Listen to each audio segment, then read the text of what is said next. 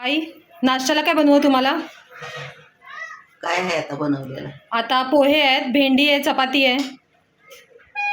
खिमट दे मला, खिमट. खिमट बनवायचं का? हा, बनव म्हणजे पोटाला आराम वाटेल. त्या पोह्यानं बी आणि ऍसिडिटी व्हायची बाई मला. आधीच रात्रभर मी तडपडते त्या ऍसिडिटीने. चालेल, चला आता तुमच्यासाठी खिमट बनवते. हा, बनव. खिमट बनवण्यासाठी मी इथे घेतलेला आहे 1 कप तांदूळ. त्याच्यामध्ये इथे घेतलेले हिरवी मुगाची डाळ. हिरवी मुगाची डाळ जास्त पौष्टिक असते म्हणून मी ती घेतलेली आहे. इथे आहे मसुराची डाळ आणि हे घेतलेलं आहे जिरं.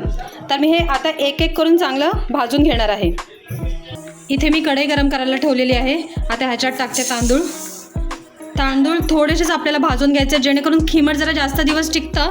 आपण ही पावडर बनवलेली तर ती खराब होऊ नये म्हणून आपण हे सगळ्या डाळी भाजून घेणार आहोत आणि तांदूळ भाजून घेणार आहोत.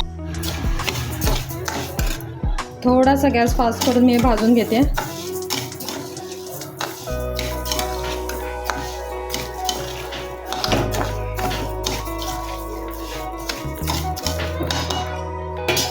हे तांदूळ भाजून झालेले आहेत. आता मी याच्यात मध्ये मसुराची डाळ आणि मुगाची डाळ सुद्धा भाजून घेत आहे.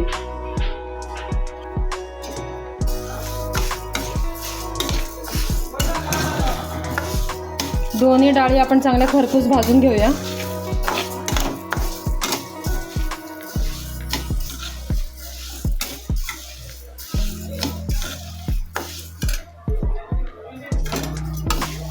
मंद आचेवरच हे सगळं काय करायचं आहे.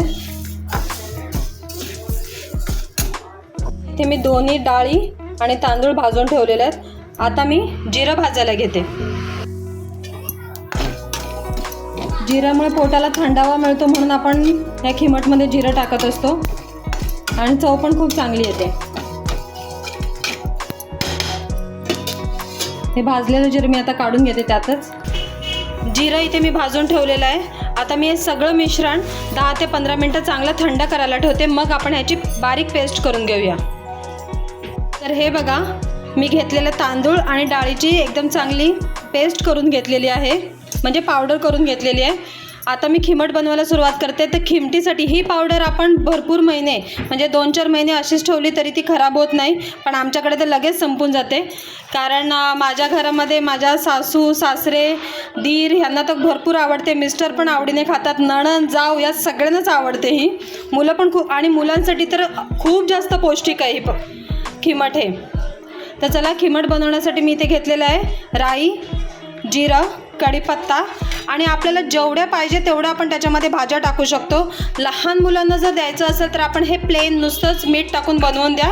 पण मोठ्यांना देताना त्याच्यामध्ये भाज्या टाका. तर मी इथे थोडेसे आता ऐनपुरतंच बनवायचं आहे म्हणून मी इथे घेतलेले आहेत वाटाणे, गाजर आणि एकच मिरची घेतलेली आहे. तर चला मग आपण बनवूया.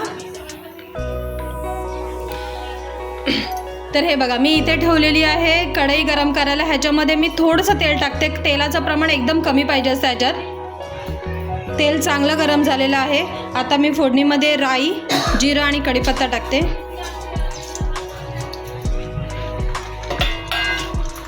मोहरी चांगली, आपल्याला राई चांगली आपल्याला तडतडू द्यायची आहे.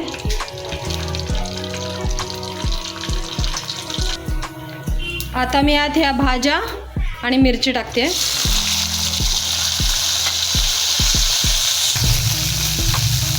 चवीपुरतं मीठ टाकून मी याला मिक्स करते. मी यात थोडी हळद पण टाकणार आहे. तुम्ही हळद टाकूही शकता तुमच्या आवडीनुसार. थोडी हळद टाकणार आहे मी याच्यात. यात मी घालत आहे थोडी हळद.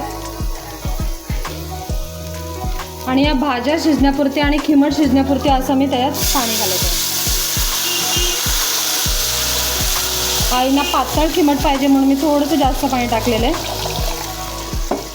आता याला चांगली उकळी येऊ द्यावी. आपल्या भाज्या चांगल्या शिजून येते. आपल्या ह्या भाज्यांना चांगली उकळी येते तिथपर्यंत आपण खिमट पाण्यामध्ये मिक्स करून घेऊया.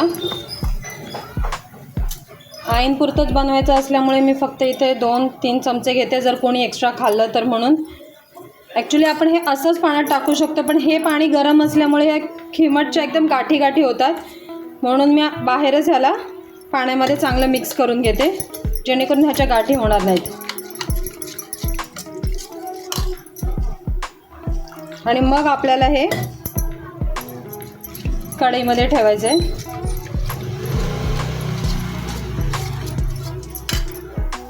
चला, आपल्या भाज्या तर शिजलेल्या आहेत. आता हे आपण मिक्स केलेलं जे खिमट आहे त्याच्यात टाकूया.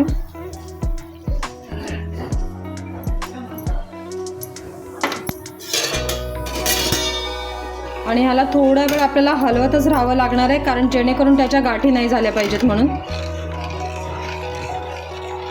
आमच्या घरात तर खरंच सगळ्यांना आवडते ही रेसिपी. तुम्ही करून बघा, खूप छान लागते. उपमापेक्षा सुद्धा भारी लागतं हे. तर आता आपण ह्याला सगळे आपण जे डाळी आणि तांदूळ टाकलेले त्याला एक चांगली उकळी येऊ देऊया.